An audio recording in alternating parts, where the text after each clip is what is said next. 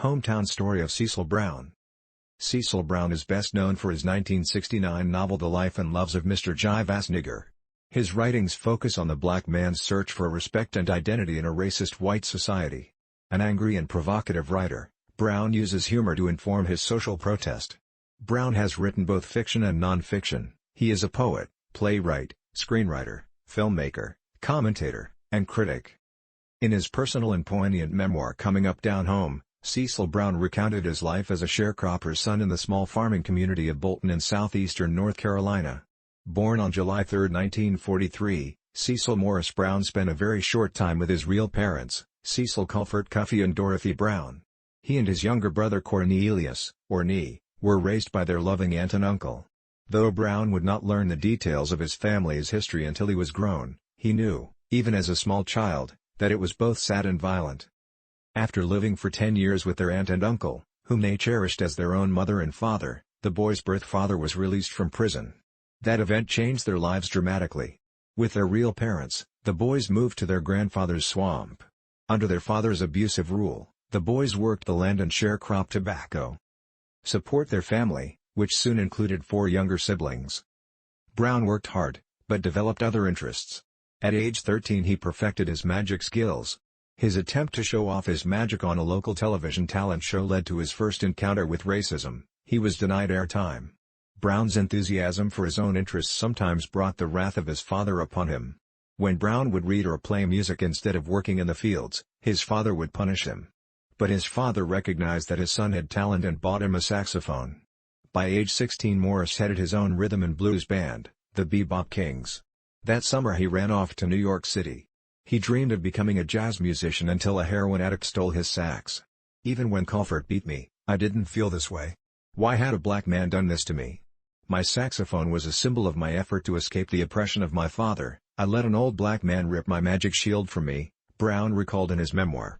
As Brown walked the streets of New York, he recalled that the frustration in the faces of the black men who passed me now was the same frustration I had seen in my father's face, and I began to see and understand why he had been so mean and brutal to me.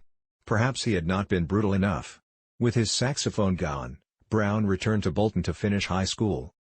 Defying his father, who wanted him to farm, and his teachers, who said he was not college material, Brown won a scholarship to the Agricultural and Technical College in Greensboro, North Carolina. To help him in his new endeavor, his father bought him a typewriter. Brown had high expectations for his education. Disappointed with the state school, he transferred to Columbia University in New York City where he came under the influence of writer-slash-activist Leroy Jones. After. At a glance. Born Cecil Morris Brown on July 3, 1943, in Bolton, North Carolina.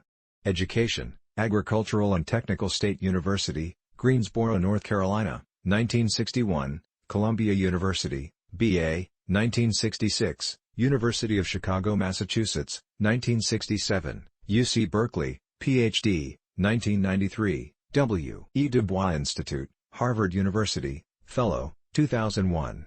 Career, Writer, 1967, Warner Brothers, Screenwriter, 1977-79, University of Illinois at Chicago Circle, Teacher, 1967-68, Merritt College, Oakland, California, Teacher, 1968-70, University of California Berkeley, Teacher, 1969-71, 1987-90, 1993, 1998, 2001-03, San Francisco State University, Teacher, 1980-82, 1994, University of Maryland European Campus in Berlin, Teacher, 1984-86, St. Mary's College, Moraga, California, Teacher, 1991-94, 2001, 2003, UC Davis, Teacher, 1993-98, Université Michel de Montaigne, Bordeaux, France, Teacher, 1998-99, University of San Francisco, Teacher,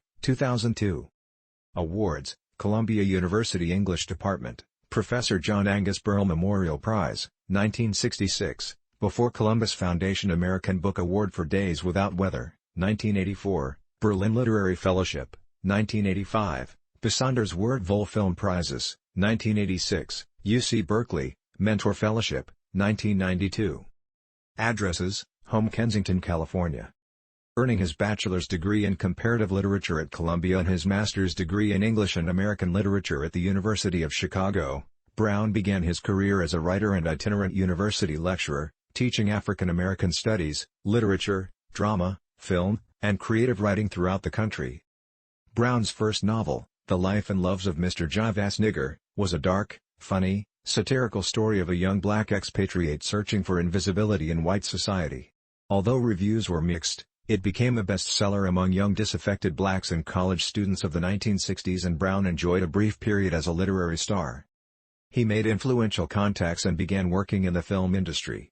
In 1968 Brown met the actor Richard Pryor, after a friend told him that the comedian was crazier than Brown. He later co-wrote the screenplay for Which Way Is Up? With Carl Gottlieb, which starred Pryor. Brown's experiences as a screenwriter at Warner Brothers and Universal Studios in the mid-1970s formed the basis for his 1983 novel Days Without Weather. In his story of a young black comic and a screenwriter trying to make a movie about a slave revolt, only to be confronted with black stereotyping and betrayal, Brown compared the Hollywood film industry to Southern plantation life. Reviews were mixed. In a 1998 story in The Village Voice, Ishmael Reed, calling Brown one of the most underrated writers in the country, charged that a black critic had killed the novel because of its negativity. On Christmas Eve of 1990, Brown returned to Bolton to conclude his memoir. His father finally told him why he had gone to prison. In the course of a drunken fight, he had killed his good friend, his wife's favorite cousin. The information added depth and insight into his life and helped him finish his memoir. Coming Up Down Home received excellent reviews. At the time of his death in 1995, the French director Louis Malle was planning to make a film based on the memoir. Inspiration for his next book came from a visit with a friend. Brown told Joel Selvin of the San Francisco Chronicle in 2003 that while visiting a German friend's library, I wondered why we don't have a philosophy. We don't have any books. We must have a folklore. The idea fueled Brown's imagination, and he returned to the University of California at Berkeley, UC Berkeley, where he began his PhD dissertation in African American literature, folklore, and the theory of narrative, Stagoli, a study of black oral narrative. It was published as Stagoli Shot Billy in 2003. The story of Stagoli had been a part of Brown's life for a long time. He had first heard his uncle recite a version of the Stagoli legend in a Bolton juke joint when he was about 6. In his memoir he recalled that afterward one of the men said to him, "Now, boy, talking about a bad nigger. That Cuffy is a real Stagoli." Brown wrote, "Suddenly I felt I knew more about my father than I had ever known. Their gestures, their language, their looks, and their glances told me that my father was a hero to them." In his book, Brown traced the Stagoli legend to the fatal barroom shooting of Billy Lyon by Stackley Shelton on Christmas night of 1895. Brown vividly described the politics and culture of the 1890s St. Louis black community and the century-long influence of the Stagoli legend on literature, music, and revolutionary black politics. Stagoli is a metaphor that structures the life of black males from childhood through maturity, wrote Brown. Stagoli was a bad nigger cultural hero and a defiant, angry revolutionary, a symbol of protest. Brown told Selvin, "It gets to the struggle of the Afro-American male for dignity and masculinity." Although some reviews were critical of Brown's scholarship, it was named a Best Book of the Year by Esquire magazine. Selected works. Books. The Life and Loves of Mr. Jive Nigger, a novel, Farrar, Straus and Amp, Giroux, 1969, revised edition, Echo Press, 1991. Days Without Weather, Farrar, Straus and Amp, Giroux, 1983. Coming Up Down Home, a memoir of a Southern childhood, Echo Press, 1993. Go Home to Your Wife. Go Home to Your Wife, Speak My Name, Black Men on Masculinity and the American Dream, Beacon Press, 1995. Stagoli Shot Billy, Harvard University Press, 2003. Films. With Carl Gottlieb, Which Way Is Up? Screenplay, Universal, 1977. Too Fair, 2003. Online. Cecil Brown on Saul Bellow, White at Last. Ishmael Reed's Conch Magazine, www.ishmaelreedpub.com/brown2.html, June 3, 2004. Sources. Books. Dictionary of Literary Biography, Volume 51, Gale, 1987, pages 32 to 35. Periodicals. African American Review, Spring 2004, pages 171 to 173. Artforum, Summer 2003, p. 51. Black Issues